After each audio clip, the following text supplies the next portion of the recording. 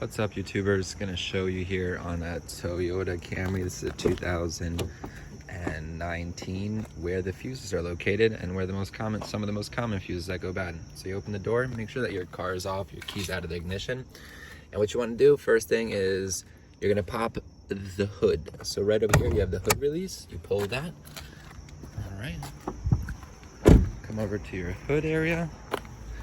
And okay, so once you pop the hood, you come over to the front here, and right over here, it's a little tricky. You're gonna feel it out on the bottom area. If you put your hand like this, slide it in, you'll feel that there's a lever right over here, right around where the sign is. If you follow this right down here, you gotta put your hand underneath, move it up. You can hear how I can move it up, and then just pull up the trunk. So you can see right over here is the hood release lever, and that lets it go once you pop it on that end. So next thing you wanna do, very quickly, is just come over to where it says fuses and relays. What you're gonna do is just pull the tab as such here and here. So you're just gonna squeeze this tab, pull this up, squeeze this tab, pull this up. This cover comes out.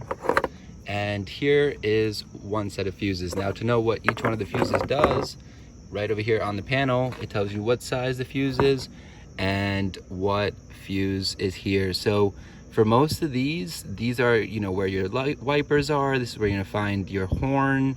This is where you're gonna find ignition, computer fuses, injectors. So these are a bit more functional fuses. As for wipers, the good thing right over here, you have a fuse puller. This is great. This is what you should use to maneuver the fuses. So in this case, I'll show you, just put in the fuse right here, you clamp it together, and you pull it out. Now, the best thing you could do is when you're looking at the fuses, put them to the light, and that way you could see whether the bridge in the middle is broken. So this is one set of fuse boxes, but the fuse box, which is more common for regular issues, is going to be the one right over here.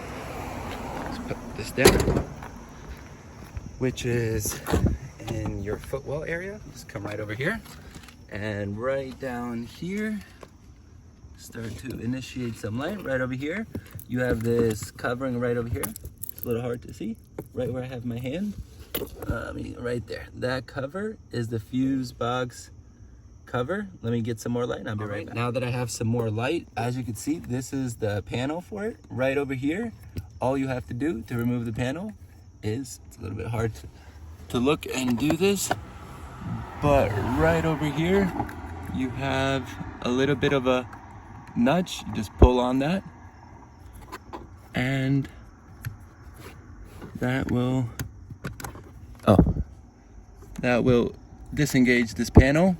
And once again, if you look at the panels, the cool thing about the panel is that it pretty much tells you what the fuses are for, and then they're accordingly lined up. So as you can tell, probably the most important fuse that you will encounter, that a lot of people replace for your 12-volt fuse, for example, so that your lighter socket can work. It's called power outlet number 1. That's a 15-amp fuse.